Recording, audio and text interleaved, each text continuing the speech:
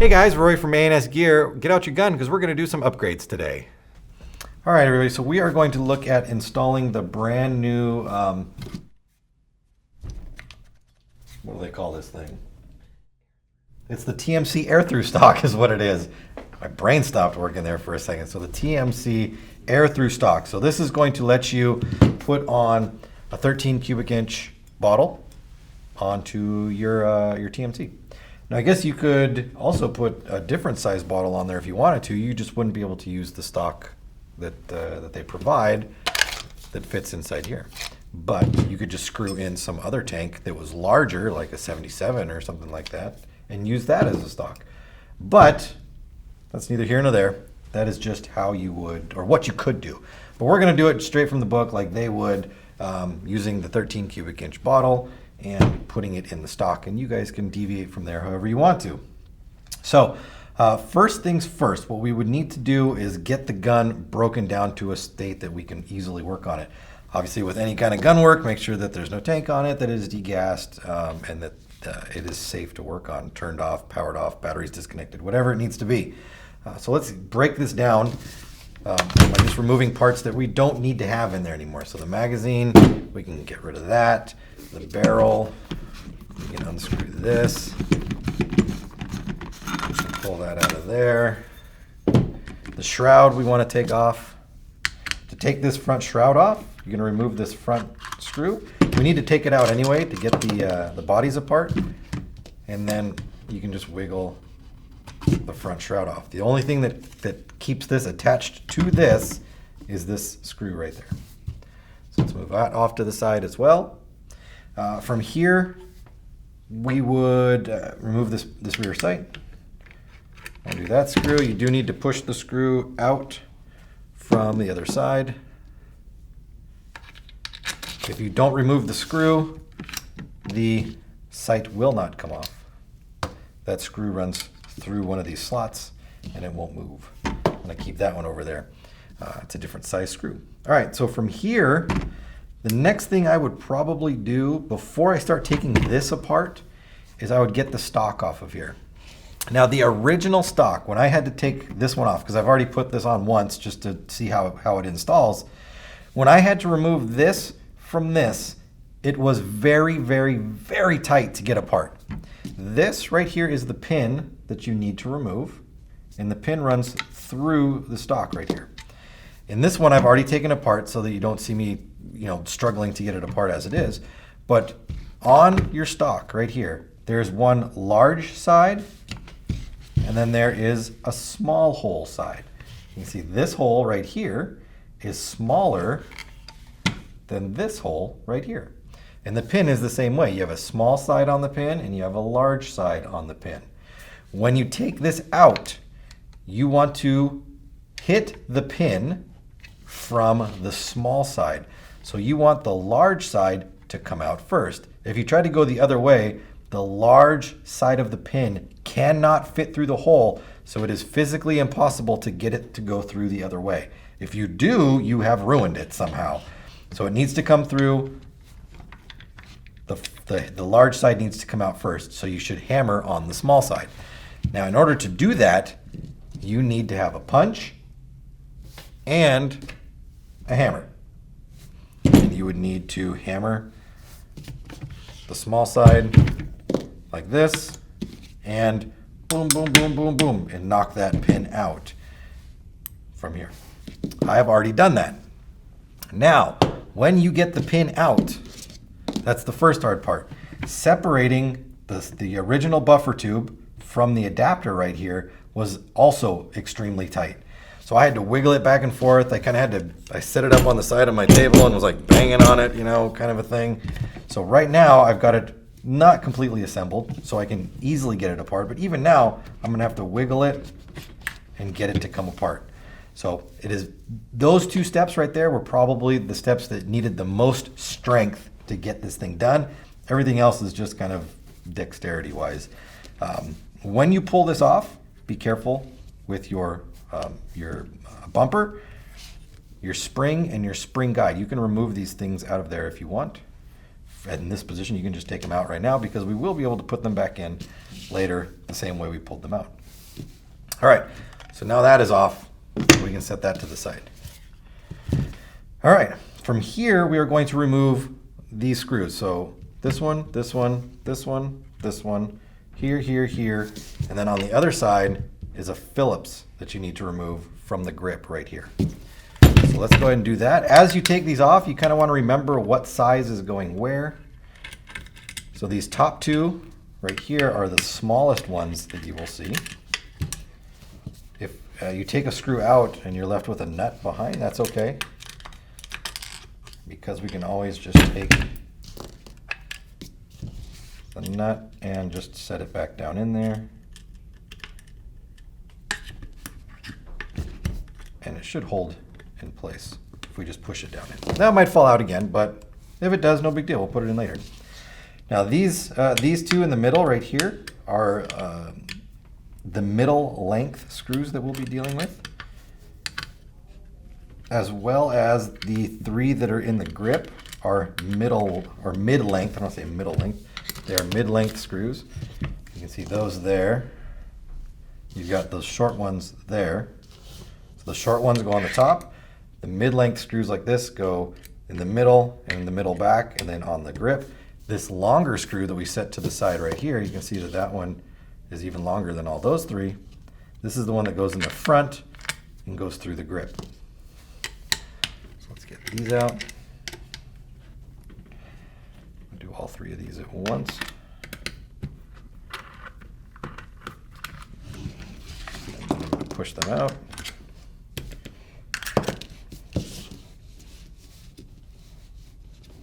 Which looks like one of those is a mid-length screw too. So we've got two really long ones and a mid-length. There. So that these two get long ones and this gets a shorty up there. As long as it screws together, you're fine. You just don't want to have it protruding out the other side. All right, so now let's remove the Phillips out of there.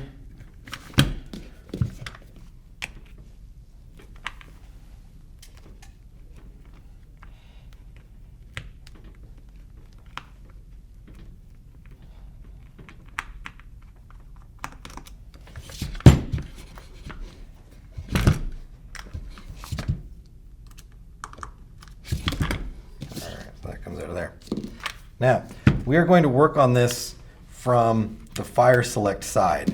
I don't recommend doing it from the opposite side. So fire select side. First thing we can do, if it's able to, sometimes these, if this is the first time you're taking this apart, these grips are really sticky on there. They don't like to come apart. So you can take something that is thin and sharp, like a razor blade or something, and get in between these two grips at the back and pry them apart, so that we can get both of them off like that. That'll make it easier down the road. Now from here, there's one trick to getting this top half apart from this back half. So you've got two pieces that come together like a sandwich right here. And it has to do with the trigger right here. If we just lift up this half right now, the whole trigger assembly is going to come apart as we take it off of the gun, because of the safety lever, the fire select lever, it runs through the middle of it. So what we want to do is we want to put it into the fire mode, so into like the chute where it says fire right there. And then as we lift this top half up, we want to pull the trigger, or have the trigger pushed down, so that the mechanism that runs through doesn't get caught. It lifts.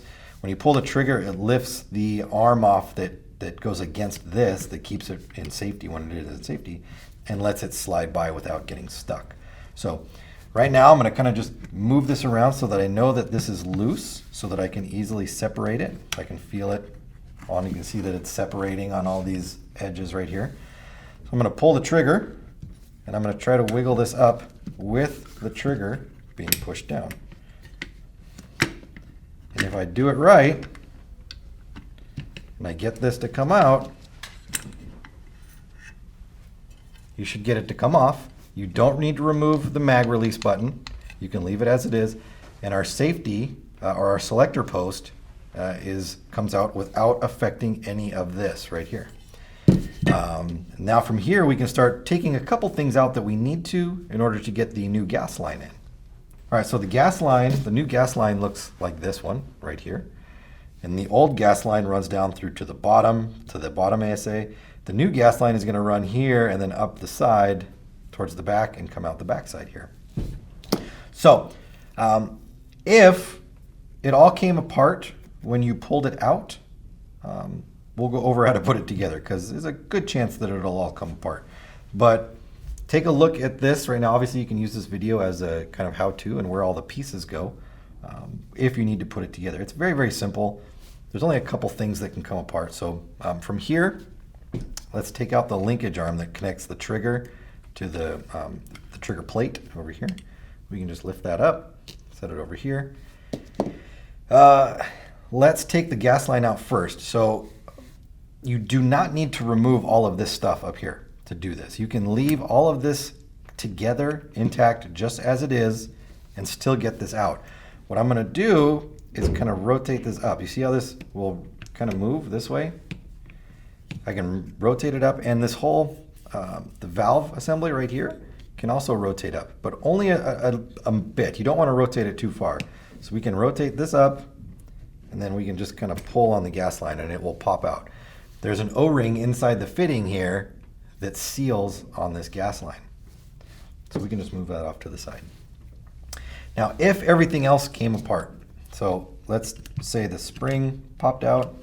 You've got two different color springs. You've got a silver spring. You've got a gold spring back here.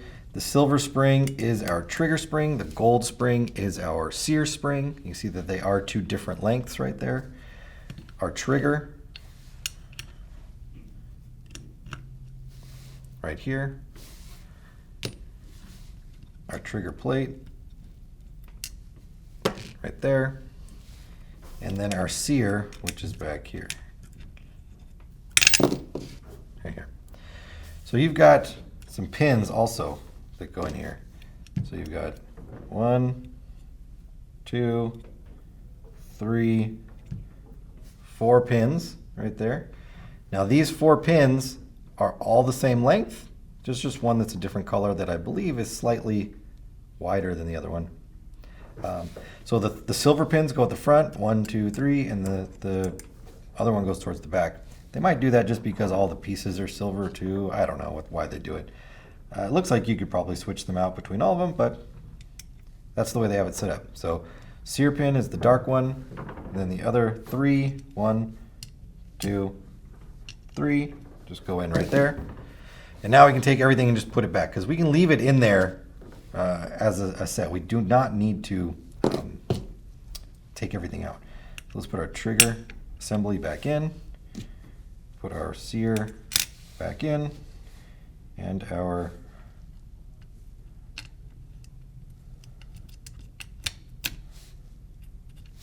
trigger plate back in. Then we want to put our springs in.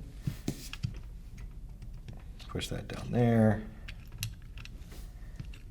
and push that in there. That's very easy for these things to shoot out. So I don't recommend, as the gun is sitting here like this, to start pulling on the trigger or any of those other things because you put some pressure on these springs without the other side of the shell being on and boo, they'll shoot right out and you will lose them. All right, so gun is set up like it is right now. Let's go ahead and put in the new gas line. So here's our new gas line. We're going to attach it and then just rotate the valve back down, and see how it fits right along in this channel right here, almost like they planned on having it in there, which of course they did before. So once this is on, we can go ahead and reassemble this side. We'll be able to get our spring and guide, our bumper, and everything else on when the gun is closed up. Don't want to forget this, our linkage arm. So this connects the trigger to the trigger plate right there. It must be in there, but that's why we need to remove that to get the gas line out. So when we go to put it back together, we have to do the exact opposite of what we just did. So when we put this half back on, we need to pull the trigger so that the safety latch or safety selector can go through. And if you're wondering where it is, it's this hole right here that it has to go through. But you can see that the arm of the trigger comes underneath the gas line and it is covering the hole right now. So when we drop this in, and to make it go through that hole, we need to pull the trigger so that it moves out of the way, just like that. If we try to just push this thing through, it's going to smash into the arm of the trigger and things are going to come out again. So let's go ahead and set that on there. I'm going to put that part down first, and then I'm going to pull the trigger, and I'm going to just drop it right through, and it snaps together. If we do not pull that trigger, there are going to be problems. So let's go ahead and button up the top here real quick. So two short screws in the top. This way when we're working on the gun, it doesn't want to come apart on us in any way. Right there. We can take these medium length ones, go through here and here. That and like this. One of these long ones, remember it goes for the front here, but we're not putting that part together yet. So now we can take our grips. We've got, I don't know if the short one will work here. No, it won't. So the short one's going to go in the top, right there. And then these two long ones, one there, one there. Tighten them down. And then we're going to flip the gun over. We're going to put in our Phillips.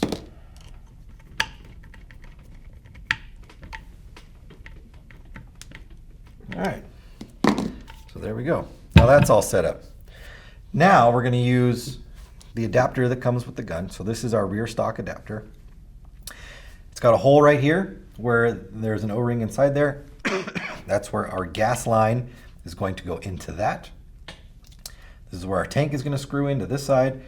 And then we've got a hole right here, which is where our pin is going to go through and attach everything together. Before we put this on though, we need to do our spring, our spring guide and our bumper. If we look inside the back right there, you can see that that is the hammer that is sitting in here, right in there, that silver piece. And there's a hole in the hammer. That is where our spring is going to go. So we're going to take our guide pin and we're going to put it into our spring.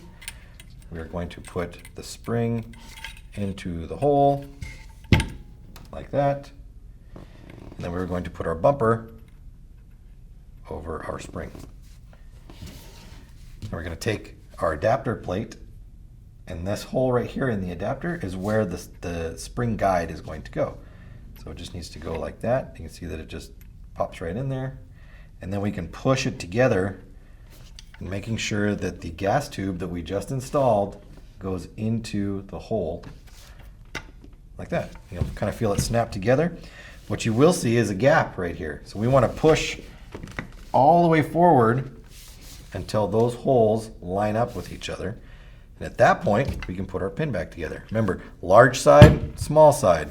Small side goes first through the large side, and then we would hammer that together in there. And don't be afraid to hit it kind of hard, because it needs to be pushed through. It is tight, and it's going to hold everything together inside there so that this thing doesn't come flying off while you're out there shooting. All right, next is our stock assemblies. So you got a couple things you're going to put on here. We'll put all those together. I'm going to button that up in just a second. So let's go ahead and put I guess this would be your buffer tube adjustment stops on here. Okay, so this has a little hook on it. You can see the hook right here. And it also has a cutout section right here. So you've got this little doohickey, which is going to allow you to adjust the positioning of the stock. Now this adjustment is really for tank reg length differences. You know, all tanks aren't going to have the same reg on them, so you will be able to adjust where this thing can slide back and forth, depending on where you drop this insert into there. So it's up to you where you want to put it in there. So I'm just going to put it all the way at the front for now.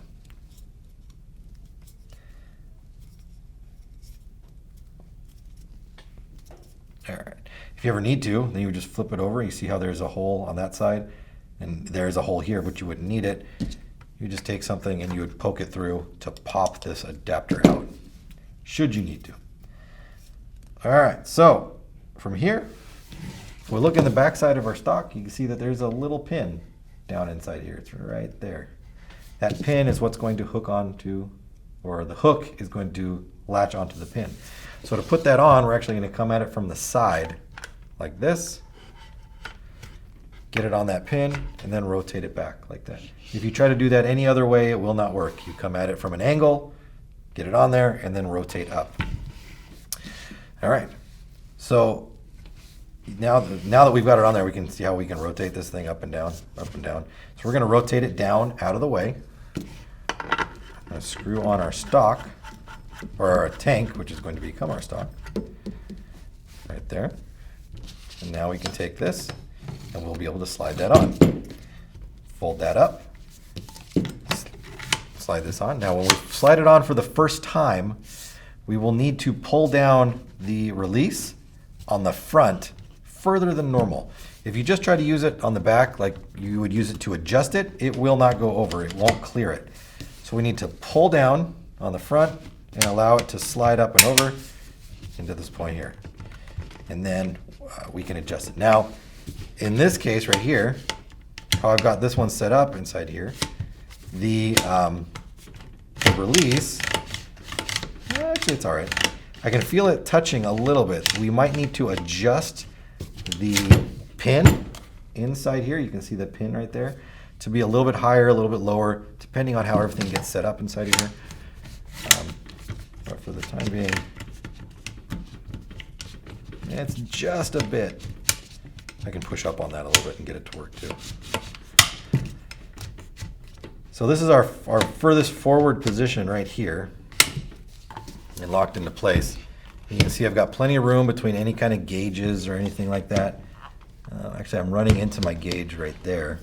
So actually, I might be able to come forward a little bit further if I had a different reg setup. So again, it's all, you're gonna have to fiddle around with it a little bit until you find that position that you like on there. But that's it, that's our setup right there. Then we would finish it up, taking our front shroud, putting our front shroud back in, put our screw through, tightening that down, barrel,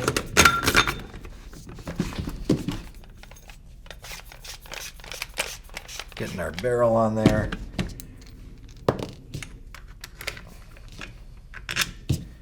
Get our rear sight on. And our magazine. There we go. All done. Gas through stock right there. Gun back together. Ready to rock and roll. This is the install of the TMC gas through stock.